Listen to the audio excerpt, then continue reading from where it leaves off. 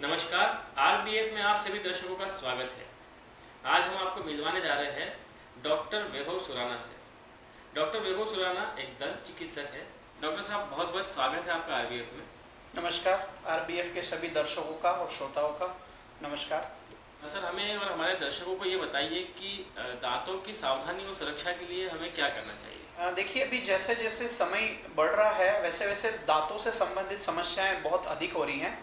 हर आयु वर्ग में समस्याएं अपनी अपनी हैं।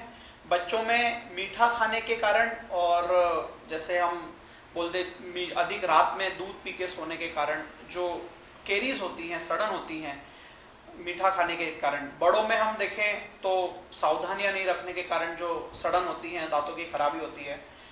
थोड़ा और बुजुर्ग अवस्था में हम जाएं तो पेडियों के कमजोर होने के कारण जो दांतों की समस्या होती है। सभी का अलग अलग उपचार है। महत्वपूर्ण उपचार ये है कि हमको नियमित सभी को, चाहे कोई भी आयु वर्ग का हो, 3 वर्ष से लेके ऊपर तक के सभी को नियमित 2 बार ब्रश करना आवश्यक है। सुबह तो हम सभी लगभग करते हैं, पर रात में हम लोग बहुत लापरवाही करते हैं। तो हमको रात में ब्रश नियमित करना है, चाहे किसी भी परिस्थिति में। उसके बाद कुछ भी खाना पीना नहीं है। बच्चे अगर किसी की रात में बोतल से दूध पीने की आदत है या दूध पी के सोने की आदत है ग्लास से भी, तो उनको रात में आप या तो पानी से अच्छे से कुल्ला कराइए या ब्रश कराइए, तो उससे सड़न होने की जो वो रहती है बहुत कम हो जाती है। सड़न का मुख्य कारण है रात में कुछ भी खाना या पीना और उसके बाद पानी या ब्रश से कुल्ला नहीं करना।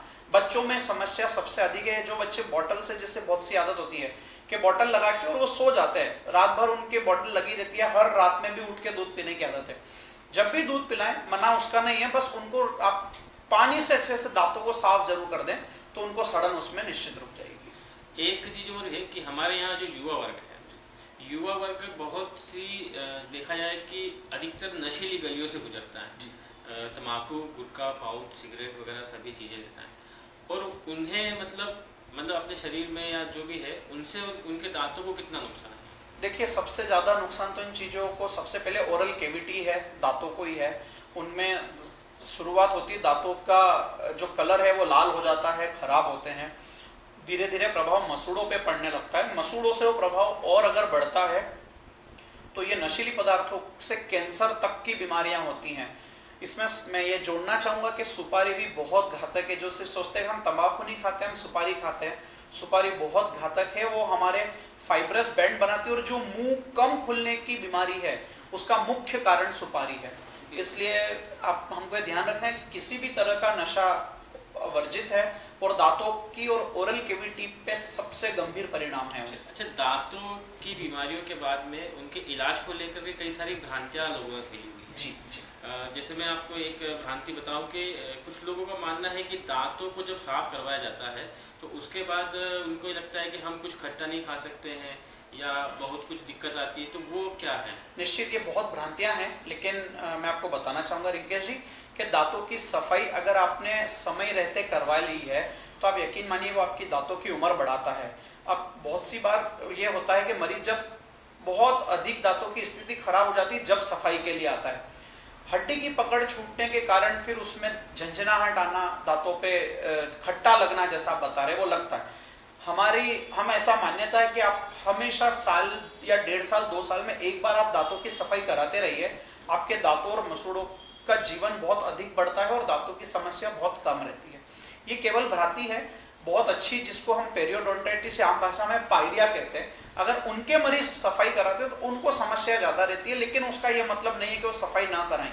वो बहुत महत्वपूर्ण इलाज है। पायरिया में या आपकी भाषा में बोलते हैं पेरियोडोंटाइटिस हम लोग बोलते हैं, उसमें दांतों की सफाई मसूड़ों से कुछ वो पदार्थ निकलता है। जी जी, पपड़िया जो जमती कैलकुलस हम बोलते हैं उसको, तो वो साफ करना आवश्यक है। वो एक्स्ट्रा जमावट है, वो दांतों में नहीं होना चाहिए। वो मसूड़ों और हड्डी की पकड़ को छोड़ता है और दांतों को कमजोर करता है। इसलिए दांतों की सफाई से नुकसान ऐसा भ्रांति है, होता नहीं है। दांतों की सफाई से हमेशा फायदा ही हुआ है। एक भ्रांति और भी है जी कि उसमें बताया कि जब दांत में कुछ खराबी आती तो एक दांत निकालने के लिए डॉक्टर बोलते हैं कि दांत निकाल दिया जाएगा, तो मरीज डर जाते हैं। आमतौर पर लोग डर जाते हैं कि हम दांत निकाल देंगे तो हमारी आंखों की रोशनी कम हो जाएगी। बहुत अच्छा, बड़ी हास्यप्रद मतलब भ्रांति है, हमें भी हंसी आती है इस पे। निश्चित ये बहुत जो हमारे पुराने बुजुर्ग लोग हैं उनमें भ्रांतियां हैं, काफी हद तक कम भी हुई हैं। ये बिल्कुल सरासर गलत है। दांतों का और आंखों का कभी कोई संबंध नहीं है। कभी किसी को आंखों पे दांत निकालने से प्रभाव ना तो पड़ा है ना पड़ेगा। ये सिर्फ और सिर्फ भ्रांति है जो पुराने समय से चली आ रही है। इसके अलावा इसमें कोई भी मतलब तथ्य नहीं है। ये गलत धारणा है लोगों की। एक चीज़ और हमने देखी डॉक्टर साहब, हम अधिकतर फिल्मों में देखते हैं या सीरियल्स वगैरह नाटक में देखते हैं कि दांत का डॉक्टर जब मरीज को वो लेटाता है उस पर, और उसके बाद जब वो पता नहीं कौन कौन से हथियार लेकर आता है और निकालता है तो बड़ा दर्दनाक सीन होता है। वो मरीज बहुत ज़्यादा जोर से चिल्लाता है। तो क्या वास्तव में दांत निकालने में इतना दर्द होता है? नहीं, देखिए रिंकेश जी, क्या है, हम लोग के जितने भी आर्मामेंटेरियम मशीन्स हैं, औजार हैं, वो सब हमारी सरलता के लिए हैं। अभी अभी वर्तमान में तो डेंटिस्ट्री या दंत चिकित्सक का जो काम है वो इतना आसान और पेनलेस हो गया है कि आप कोई भी प्रोसीजर करवाओ आपको पेन नहीं होता है। बहुत सौ को डर है निकालने में, अक्कल दाढ़ निकालने में या रूट कैनाल कराने में। अभी तो आप ये मान के चलिए सबसे लेटेस्ट टेक्नोलॉजी डेंटल इम्प्लांट आ गई है, जो दांत में स्क्रू डल के और फिक्स दांत बनते हैं। वो भी सबसे पेनलेस प्रोसीजर है, जिसको बिना दर्द का इलाज कहा जाता है, सबसे आसान है। तो अभी अब ये मशीन और औजार देख के डरने की आवश्यकता इसलिए नहीं कि वो हमारी सहूलियत के लिए। मशीनें को निश्चित होता है साइज वगैरह बड़ा होता है, दिखने में पेशेंट को डर लगता है, औजारों की बनावट देख के डर लगता है, लेकिन वो हमारी सहूलियत के लिए है। अगर प्रॉपर ट्रीटमेंट करा जाए तो डेंटिस्ट्री पेनलेस प्रोसीजर आजकल होने लग गए। बहुत अधिक एडवांस डेंटिस्ट्री हो गई है, टेक्नोलॉजी भी इतनी बढ़ चुकी है, बहुत ज्यादा टेक्नोलॉजी बढ़ गई निश्चित। डॉक्टर साहब, आरोग्य भारती में आप प्रांत के सह सचिव हैं, ये क्या चीज है, क्या प्रोसेस है और आपका क्या इसमें कार्य है? जी, देखिए, आरोग्य भारती मैं राष्ट्रीय स्वयंसेवक संघ से जुड़ा हुआ हूँ और राष्ट्रीय स्वयंसेवक संघ का एक अनुषंगिक संगठन है आरोग्य भारती, जो स्वास्थ्य के क्षेत्र में काम करता है। शिक्षा के क्षेत्र में विद्या भारती काम करता है, सेवा के क्षेत्र में सेवा भारती काम करता है। ऐसे ही हमारे आरोग्य के क्षेत्र में आरोग्य भारती काम करता है। पहले मैं झाबुआ जिले का जिलाध्यक्ष था आरोग्य भारती में, क्योंकि यहाँ संगठन नहीं था तो ऊपर से मेरे वरिष्ठ अधिकारी ने मुझ पर विश्वास करके और मुझे यहाँ का अध्यक्ष बनाया था। अभी करीब हम 20 या 25 सदस्य हैं, पूरे जिले में टोलियां बनी हुई हैं। हमारी प्राथमिकता ये रहती है कि पहले तो मरीज योग प्राणायाम करे और वो स्वस्थ रहे, वो बीमारी ना पड़े। अगर वो बीमार किसी कारण हो भी गया है तो प्रथमोपचार और घरेलू उपचार तक सीमित रह के ठीक हो जाए। उसके बाद अगर उसको आवश्यकता पड़ती है तो आगे किसी उपचार पे जाए। हमारा सबसे महत्वपूर्ण अभी इसमें जो 2 प्रकल्प चल रहे हैं, वो तो सबसे महत्वपूर्ण है कि पहली तो व्यक्ति बीमार नहीं हो, हम जागरूकता करते हैं। हर गांव में योग प्राणायाम हमारे नियमित चालू हैं। सभी हमारे जो डॉक्टर्स आरोग्य भारती के माध्यम से जुड़े हुए हैं। एक महत्वपूर्ण आयाम हमारा गर्भ शिशु संस्कार, जो गर्भवती माताएं होती हैं उनके अंदर जब से गर्भ धारण होता है तब से लेकर प्रक्रिया होती है, उनमें कुछ 2-2, 3-3 घंटे की एक बौद्धिक होता है। उनके माध्यम से जो गर्भ के अंदर शिशु है उसको कैसे संस्कार जाने चाहिए, वो गर्भ शिशु संस्कार। और उससे महत्वपूर्ण है मधुमेह प्रबंधन, जो डायबिटीज सबसे ज्यादा है। ये 3 आरोग्य भारती के सबसे बड़े आयाम हैं। उसमें हमारा प्रथमोपचार, जो प्राइमरी ट्रीटमेंट हम लोग बोलते हैं, और घरेलू उपचार, जैसे हमारा कहते हैं कि घर का जो किचन है वो दवाइयों की खान है। अगर हम नियमित उनके मसालों का और वो सही मात्रा में सेवन करें तो बहुत सारी बीमारियों से हम बच सकते हैं। तो यही हमारे आरोग्य भारती का काम है कि हम गांव-गांव जाके सभी जगह ये अलग जगह रहे कि आपको स्वस्थ रहना है। आप ये प्रयास ही मत कीजिए कि आपको बीमार होना है। आरोग्य भारती का काम पहले है, बीमार होने के पहले ही हम लोगों का काम है कि हम चाहते हैं कि हर व्यक्ति स्वस्थ रहे। व्यक्ति स्वस्थ रहेगा तो उसका परिवार स्वस्थ रहेगा, परिवार स्वस्थ रहेगा तो समाज स्वस्थ रहेगा, समाज स्वस्थ रहेगा तो उसका गांव स्वस्थ रहेगा, गांव से फिर प्रदेश, और प्रदेश से हमारा राष्ट्र स्वस्थ रहेगा। तो ये हमारी आरोग्य भारती का मुख्य उद्देश्य है कि आरोग्य भारती हम चाहते हैं कि स्वास्थ्य के क्षेत्र में हम लोग कार्य कर रहे हैं। आप नेशनल प्लेयर भी रहे हैं जी, टेनिस क्रिकेट बॉल में जी, और हैंडबॉल में जी। क्रिकेट बॉल का, टेनिस का तो हमें समझ में आ गया। हैंडबॉल एक्चुअली क्या गेम है? हैंडबॉल जैसे आप फुटबॉल खेलते हैं उसमें पैर से गोल करना रहता है, ऐसे हैंडबॉल में आपको हाथ से गोल करना रहता है। 7-7 प्लेयर दोनों टीमों में होते हैं और उसका पोल थोड़ा छोटा होता है, और जैसा फुटबॉल के प्रोसीजर है वैसे ही गोल करना रहता है। बस ये है कि हाथ से आपको, जी, हाथ से आपको छोटे से पोल में गोल करना रहता है। गोलकीपर उसमें भी होता है और सामने वाली टीम के उसमें गोल करना रहता है। वो यहाँ के लिए निश्चित नया खेल है, बहुत कम लोगों को पता होगा, लेकिन काफी प्रचलित खेल है हैंडबॉल। तो डॉक्टर साहब, आप नेशनल प्लेयर रहे हैं। जी, जी। और शायद नेशनल रहे तो खेल में आप बहुत ही ज़्यादा अच्छे हैं। जी, जी। तो डॉक्टर बनना ही आपके लक्ष्य में था कि और कुछ हुआ ऐसा कि आप डॉक्टर? बहुत इंटरेस्टिंग प्रश्न पूछा रिंकेश जी। एक्चुअल मैं जब यहाँ से 8th तक झाबुआ में मेरा एजुकेशन हुआ, 9th में जब इंदौर गया था तो हम लोग का ऐसा मानसिकता थी कि घर पे मेडिकल स्टोर है और पापा के नाम पे लाइसेंस था, क्योंकि आने वाला जो गवर्नमेंट का गाइडलाइन था उसमें था कि अगर आपको मेडिकल स्टोर आगे संचालित करना है तो बी फार्मेसी जरूरी है। तो हमने ऐसा सोचा था कि हम आगे जाएंगे तो वहाँ पे बी फार्मेसी में पीईटी या पीएमटी एग्जाम क्लियर करके होता था, तो हमने सोचा था कि पीईटी पीएमटी देंगे और बी फार्मेसी होगा। पर आप इसको योग कहिए या उस टाइम का मेरा बेड लक कहिए कि मुझे 12th में सप्लीमेंट्री आई थी फिजिक्स सब्जेक्ट में। शायद बहुत सारे जो अभी बच्चे हैं उनके लिए प्रेरणादायक बात भी हो सकती है, पर मैं नहीं कहता हूँ कि आप फेल होंगे तो ही डॉक्टर बनेंगे। तो मुझे 12th में फिजिक्स में सप्लीमेंट्री आ गई थी, तो उसके कारण क्या हुआ, जो बी फार्मेसी से मुझे एडमिशन मिलना था उसकी डेट, जब तक उसकी सप्लीमेंट्री के एग्जाम आके उसका रिजल्ट आता वो डेट जा चुकी थी, तो वो मुझे एडमिशन नेक्स्ट ईयर मिलना था। तो फिर मैंने सोचा साल भर फ्री रहने से बेटर है कि कुछ करा जाए। घर वालों ने बोला बीएससी कर ले, यहाँ पे आ जा वापस। तो मैंने कहा नहीं, अब मैं एक बार गया हूँ तो कुछ प्रयास करके आऊंगा। मैंने ऐसा अपने मन में ठाना कि अब अगर हम एक मौका मिला है तो कुछ जो एक कहते हैं कि एक दाग भी था कि आपको 12th में आप फेल हो गए, आपको सप्लीमेंट्री, मैंने को इसको भी मिटाना है। मैंने वो 1 साल मन लगा के पढ़ाई करी और मैंने पीएमटी की तैयारी करी, और सभी लोगों के, माता पिता के आशीर्वाद से, भगवान के आशीर्वाद से मेरे पीएमटी में 87% बने। हालांकि 510 वेटिंग था मेरा, और ऑलमोस्ट उस टाइम में तय था कि मुझे कॉलेज नहीं मिलेगा।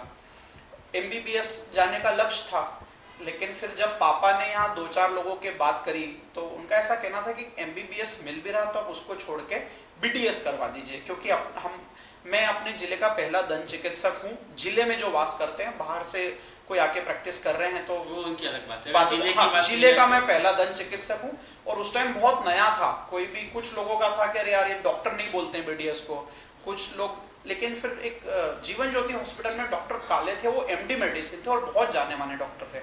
आपको इसका मौका मिल रहा है कि आपको डेंटिस्ट्री मिल रही है, तो आप सबसे पहली प्रायोरिटी डेंटिस्ट्री को दीजिए। बहुत अच्छी फील्ड है, बहुत स्कोप है आने वाले समय में, आप बीडीएस कराइए। पापा ने उनकी बात मानी, मुझे कन्विंस किया और मैं तैयार हुआ। और आप यकीन मानिए, मैं एमबीबीएस अगर होता तो उतना खुश नहीं होता जितना आज मैं डेंटल सर्जन होके। अभी चल रहा है कोरोना संक्रमण। जी जी। इस कोरोना संक्रमण को आप किस तरीके से देखते हैं, और आज की स्थिति में, आज का जो परिदृश्य है, इसमें हमारे यहाँ पर केसेस बढ़ रहे हैं, लोगों में घबराहट भी है और बहुत ज़्यादा डर भी है। उसको देखते हुए आप क्या समझते हैं? बहुत अच्छा पहलू आपने लिया है रिंकेश जी। देखिए, कोरोना का कैसा है कि झाबुआ जिले में इसके, हम लोग के यहाँ अभी संक्रमित संख्या अभी बढ़ने लगी, इसलिए लोगों में डर बहुत है।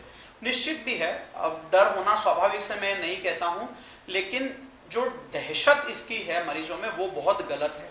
अगर पहले तो आपको प्रयास ये करना है कि आपको जो प्रशासन की गाइडलाइन है, मास्क, सोशल डिस्टेंसिंग, आपका सैनिटाइजर, हाथ धोना, जो भी आप सावधानी रखना, आपको बिल्कुल रखना, ये नियमित, उसमें आपको कोई भी मतलब लेत लाली या अपन बोलते हैं लापरवाही नहीं करना है।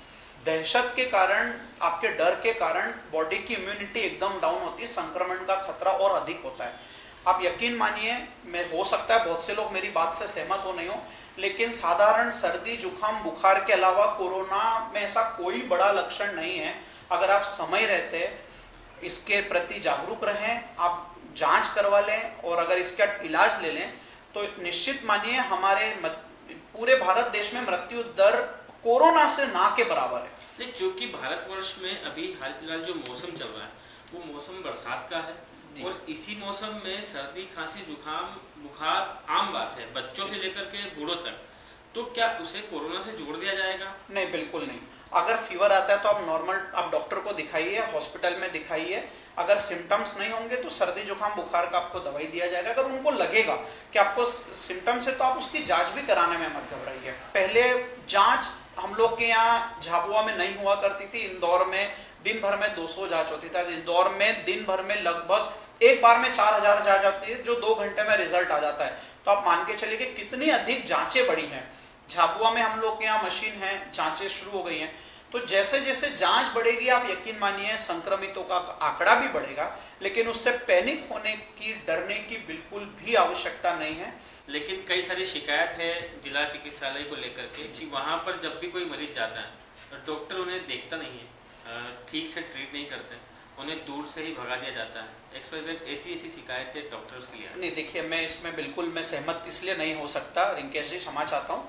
मैं आपको उदाहरण देता हूँ। मान लो भी मैं डॉक्टर हूँ, ठीक है, मैं रोज रात दिन कोरोना पेशेंट को ट्रीट कर रहा हूँ। अभी मेरे पास आप स्वस्थ आए, अब आपने जिद करी आप मुझे देखिए, अब मुझे पता है कि मैं कोरोना पेशेंट को देख रहा हूँ, हो सकता है मेरा सैंपल आज या कल में जाए, मैं संक्रमित हूँ। होता क्या है, अगर कोई डॉक्टर देख के आपको, मैंने आपकी जिद पे देखा मैं संक्रमित आ गया, तो निश्चित क्या होगा, आप करोगे अगर यार वो संक्रमित आ गया उससे हम भी। हमेशा किसी भी डॉक्टर की भ्रांति नहीं होती को मरीजों को नहीं देखे। रात दिन ड्यूटी कर रहे हैं डॉक्टर्स, उनका यह है कि जब तक इमरजेंसी ना हो आप अस्पताल मत आओ। फोन पे सभी डॉक्टर्स अवेलेबल है, आप फोन कीजिए, आपको दवाई बताएंगे। आपको बहुत इमरजेंसी है तो उसकी सुविधा है।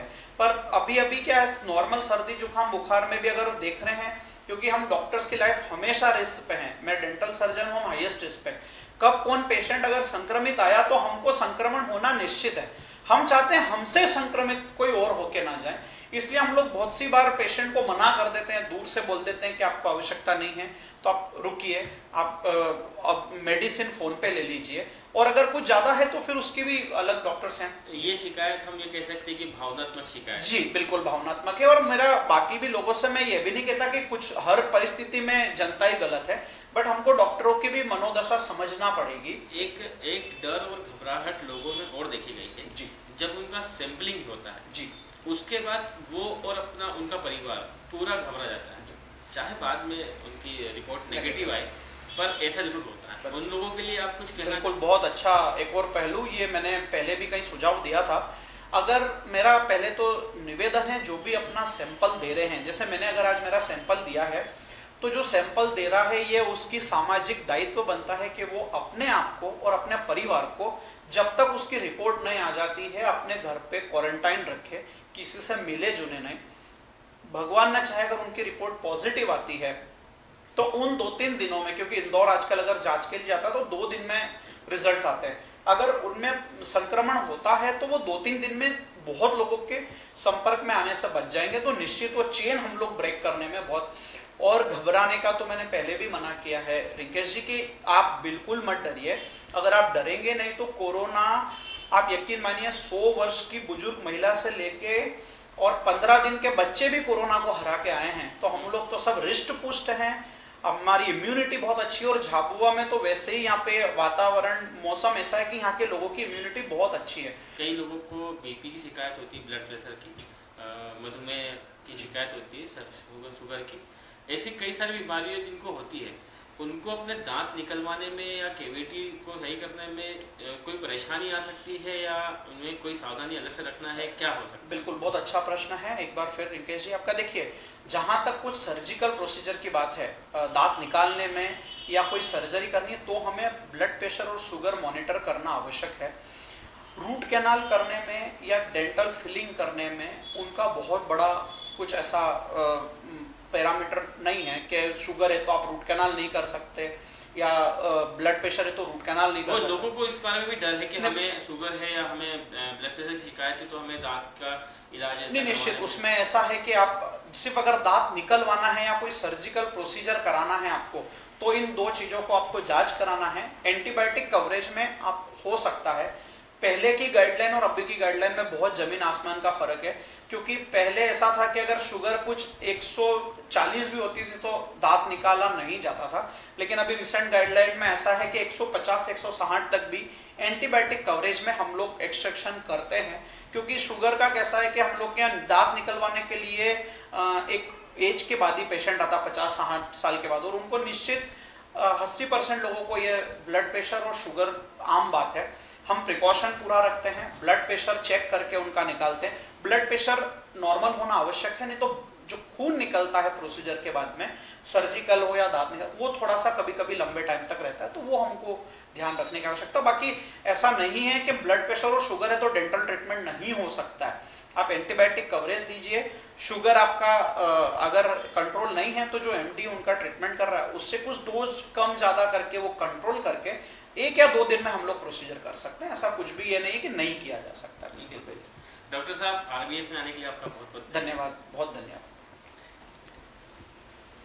अभी हम मिले डॉक्टर वैभव सुराना से। सबसे खास बात तो यह है कि दांतों के संबंध में जितनी बीमारियां हैं, उन बीमारियों के इलाज को लेकर के जितनी भी भ्रांतियां हैं, वो डॉक्टर साहब ने पूरी नकारी है। साथ ही इन्होंने आरोग्य भारती के बारे में बताया है कि आरोग्य भारती का मिशन पूरे देश में लोगों को रोगों से दूर करना है।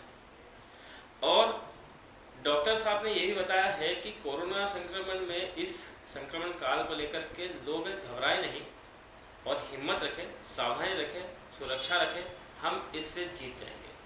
आरबीएफ के साथ बने रहिए। नमस्कार।